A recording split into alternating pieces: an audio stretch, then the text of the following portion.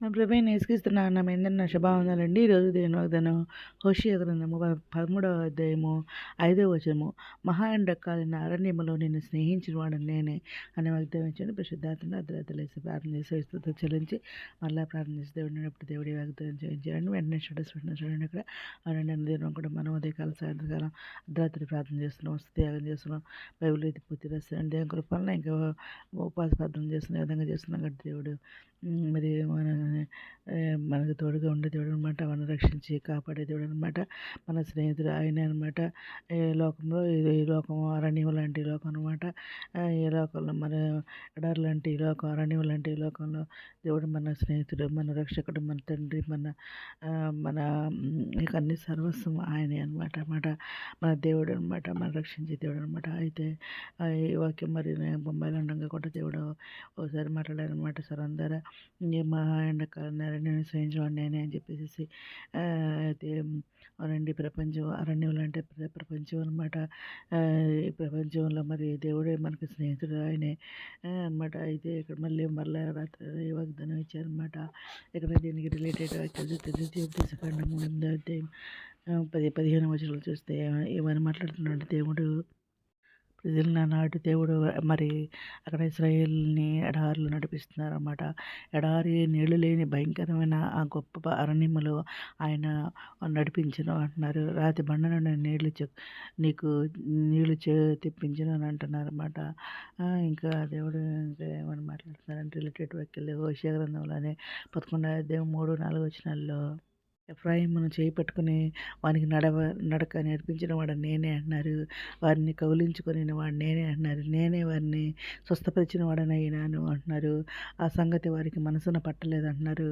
ఒకడు మనుషులను తోడుకుని పోవునట్లుగా స్నేహ బంధములతో నేను వారిని బంధించి ఆకర్షించుతూనే అంటున్నారు. ఒకడు పశువుల మీదకి కాడిని తీసుకుని వచ్చినట్లు నేను వారిని కాడిని తీసి వారి ఎదుట భోజనం పెట్టుతానని చెప్పేసి దేవుడు మాట్లాడుతున్నారు అనమాట. ఇంకా కీర్తన గ్రంథము 105వ అధ్యాయము 39వ వచనంలో చూస్తే దేవుడు ఏం మాట్లాడుతున్నారంటే వారికి చాటుగా ఉండుటకై ఆయన మేఘమును కల్పించును అంటున్నారు. రాత్రి వెలిగించుటకై అగ్నిని కలుగజేసిన అంటున్నారు అనమాట. ఆనాడు ఇశ్రాయేల్ జనాంగాన్ని మరి నడిపించిన దేవుడు అనమాట.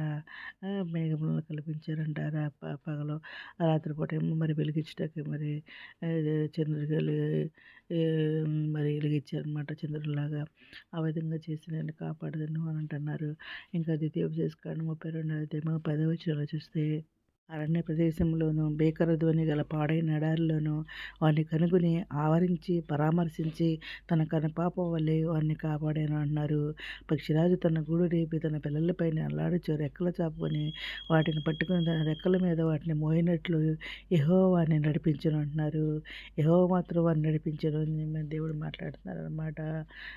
వృక్షజల మరి పిల్లలే రెక్కలు చాపుకొని ఇలా పట్టుకుని తన రెక్కల మీద ఎట్లా మోసుద్దో అలా దేవుడు మోసారని చెప్పేసి అరణ్య ప్రదేశంలో మరి ఇశ్రాయేల్ని కాపాడిన దేవుడు మరి ఇప్పుడు కూడా మనల్ని ఆయన రెక్కల మీదే మరి ఎత్తుకుని మోస్తానని నడిపించానని మాట్లాడారండి. ఇప్పుడు కూడా మోసానని అంటున్నారు. ఇప్పటి నుంచి కూడా మోసే దేవుడు ఆయనే అనమాట. మనల్ని రక్షించే దేవుడు ఆయన, మనల్ని కాపాడే దేవుడు ఆయనే అనమాట. కష్టకాలంలో వారిని ఆదుకున్న దేవుడు మనం కూడా తన ప్రజలు అనమాట. అందరూ ప్రపంచంలో ఉన్న ప్రతి ఒక్క బిడ్డ కూడా ఆయన ప్రజలు అనమాట. ఆయన చేసిన బిడ్డలమే అనమాట. అందుకనే కష్టకాలంలో ఆయన మనల్ని కూడా అలాగే కాపాడుతూ అంటున్నారు. పక్షిరాజు తన పిల్లల్ని రెక్కల మీద ఎలా మోసుకెళ్తుందో అలా మోసుకెళ్తారని అంటున్నారు. తన కనుపాప వల్లే కాపాడుతానని దేవుడి దినం మనతో మాట్లాడుతున్నారనమాట.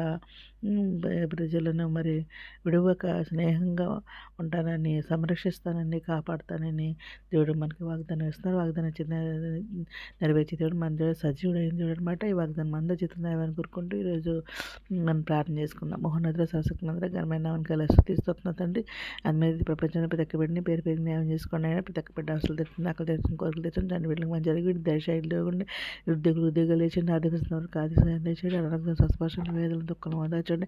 కుంగిన వారి లేవత రక్షణ దయచేయండి. యవనస్తులు బలపరచండి. మిత్రులు రాని మీరు శ్రేణి మీద చిత్తపండ కృప చెప్పుకుని ఎత్తపడిన భాగం దయచేయమని మా ప్రభు పేరు నేసుక్రీస్తు ప్రసిద్ధమైన నామని అడిగి పెట్టుకుని ప్రార్థిస్తామని తండ్రి. మీ అందరిని ప్రార్థనలో మా కుటుంబం గురించి కూడా ప్రేర్ చేయమని మనం చేసుకున్నాను. ప్రభు సేవలో మీ సహోదరి. God bless you.